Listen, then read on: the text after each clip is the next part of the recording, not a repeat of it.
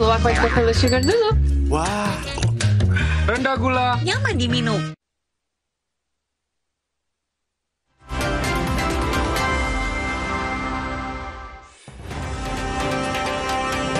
Perdana Menteri Kanada Mark Carney menyambut hangat kedatangan Presiden Prabowo Subianto saat berkunjung ke Ottawa, Kanada. PM Carney menyampaikan kunjungan Presiden RI Prabowo Subianto jadi langkah baru bagi hubungan kedua negara.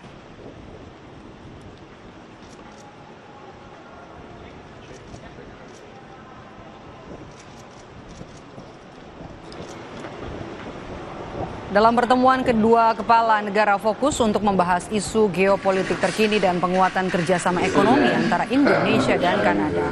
Salah satu yang menjadi agenda penting dalam pertemuan ini adalah penandatanganan Indonesia-Kanada Comprehensive Economic Partnership Agreement atau ICA-CEPA.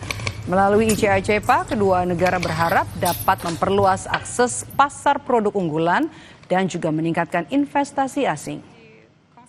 Canadien des Affaires et pour l'Indonésie, Monsieur Anin, Conseil canadien des Sebelumnya, saudara, pidato Presiden Prabowo Subianto di hadapan Majelis Sidang Umum PBB jadi perhatian sejumlah pemimpin negara setelah 10 tahun Indonesia tidak pernah tampil langsung di Sidang Umum PBB. Presiden Prabowo mengklaim Indonesia telah menyiapkan 20.000 lebih putra-putri terbaik untuk mendukung perdamaian dunia, termasuk di Gaza, Palestina. Madam Annalena Baerbock, the sea level, Indonesia is prepared to deploy 20,000 or even more of our sons and daughters to help secure peace in Gaza or elsewhere. In Ukraine, in Sudan, in Libya, everywhere when the peace needs to be enforced, peace needs to be guarded, we are ready. We will take our share of the burden, not only with our sons and daughters, we are also willing to contribute financially to support the great mission to achieve peace by the United Nations. 4 dari 5 anggota tetap Dewan Keamanan PBB yang memiliki hak veto memberikan pengakuan terhadap Palestina.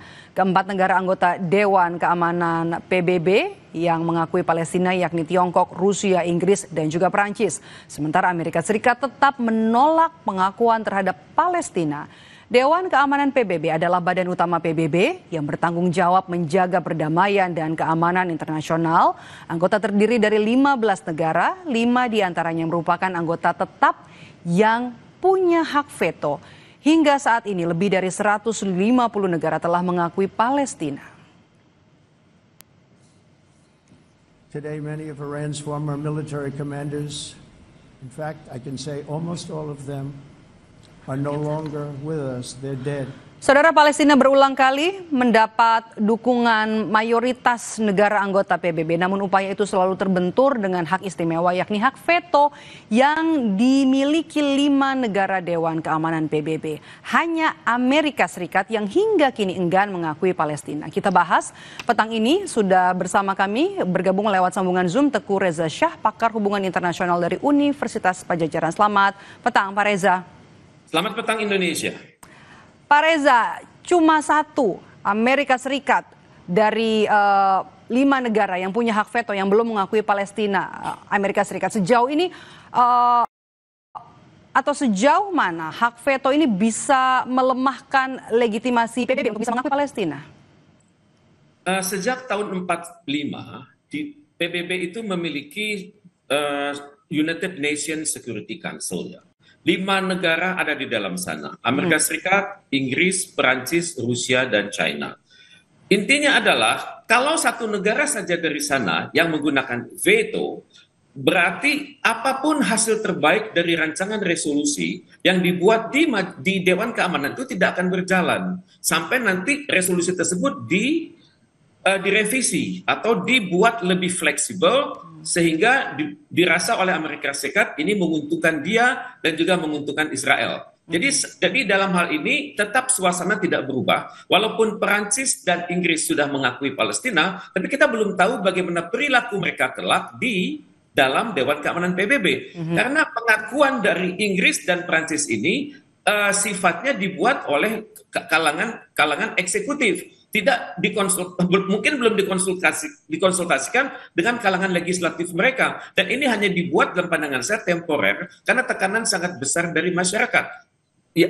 Di mana ada kekhawatiran bagi pemerintah Inggris dan Prancis, kalau mereka tidak mengikuti angin perubahan, maka akan sangat berbahaya pada mereka dalam jangka pendek, menengah maupun panjang. Jadi kita harus ingat, perhatikan baik-baik bahwa pengakuan dari Inggris Prancis itu belum tentu ajak.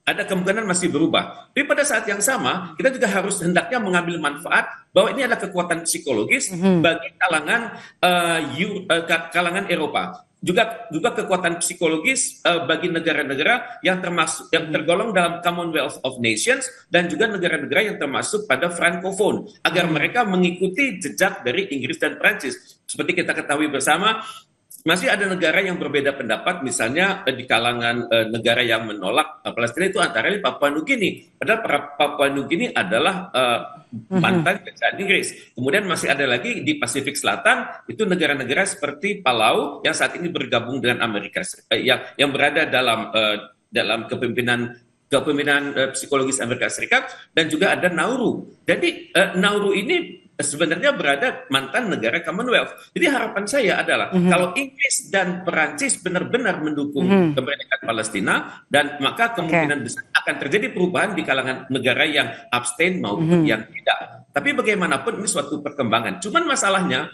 apakah Inggris dan Perancis nanti akan bersama Cina dan Rusia? Ini belum tentu, belum ada tradisinya selama ini. Jadi untuk itu ya, kita harus masih menduga-duga nanti apakah mereka akan menggunakan veto. Karena selama ini veto dari Inggris dan Prancis tidak pernah terdengar. Mereka sudah sangat terwakili oleh veto dari Amerika Serikat. Oke, sekarang kan sorotan kita pada hak veto yang dimiliki oleh anggota tetap begitu ya. Apakah kemudian hak veto ini bisa Anda lihat mencerminkan demokrasi global atau justru hanya dominasi negara besar? Tepat sekali. Karena itulah hendaknya PBB yang sudah berusia 80 tahun ini diperkuat. Mungkin ahli-ahli menyebutnya direformasi. Dan untuk itu ini adalah pengalaman atau latihan intelektual yang harus segera dilakukan di majelis umum. Karena kita melihat sama-sama 5 hak veto ini yang digunakan secara serampangan oleh Amerika Serikat senantiasa menolak pemikiran-pemikiran terbaik di dalam yang diajukan ke dalam Dewan Keamanan PBB itu sendiri. Jadi seringkali veto itu dianggap dipermainkan kalau bisa menghadapi negara-negara Timur Tengah, misalnya melakukan pemboman di Syria, melakukan pemboman atau koalisi NATO di kawasan Timur Tengah. Kalau ini yang terjadi, maka Amerika Serikat akan memudahkan resolusi tersebut, dan Cina dan Rusia biasanya tidak dapat berbuat apa-apa. Jadi untuk itu perlu sekali direformasi Dewan Keamanan PBB ini. Oke, Pak Reza, veto Amerika Serikat jadi penghalang pengakuan Palestina, apa yang kemudian bisa dilakukan oleh negara-negara di dunia? Pak Prabowo sebenarnya sudah memberikan suatu angin segar ya, tapi beliau tidak mengatakan hal ini.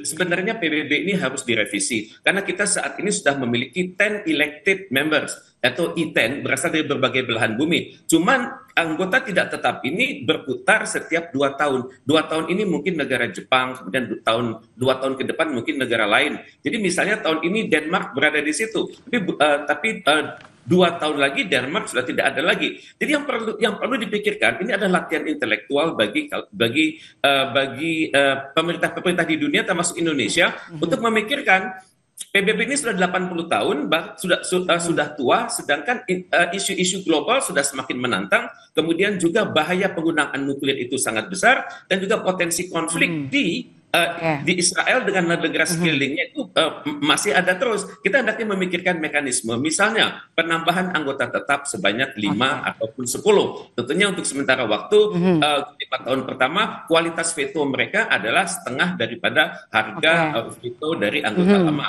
Ini salah satu cara. Oke, Pak Reza, penggunaan hak veto dalam isu Palestina ini Anda melihatnya murni kepentingan geopolitik atau ada hal lain, mengingatkan Amerika Serikat ini kan sekutunya Israel, paling dekat dengan Israel? Tepat sekali. Amerika Serikat memiliki koalisi yang luar biasa dengan Israel. Di sana di Amerika Serikat kekuatan lobby dari kalangan Israel itu luar biasa. Ada lembaga di sana namanya AIPAC, American Israel Public Affairs Committee. Lembaga inilah yang sangat memerhatikan karir para tokoh-tokoh politik Amerika Serikat, dan biasanya mereka berhutang budi kepada kalangan lobby Yahudi ini.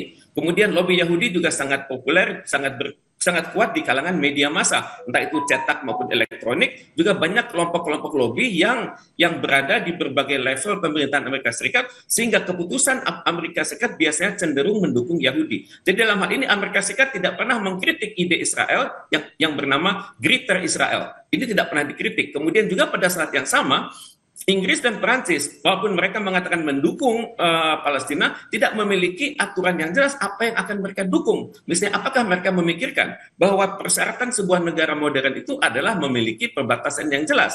Ini Inggris dan Perancis tidak pernah memikirkan ini.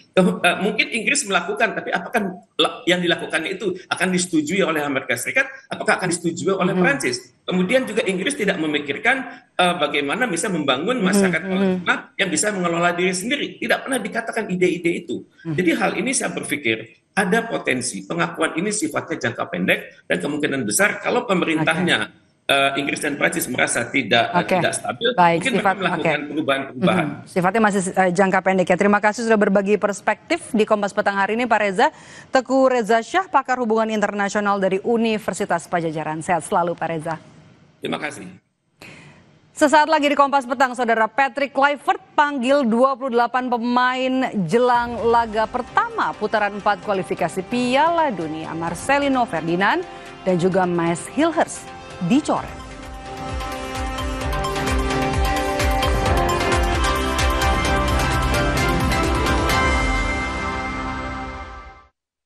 Pakai sugar dulu. Wah, rendah gula. Nyaman diminum.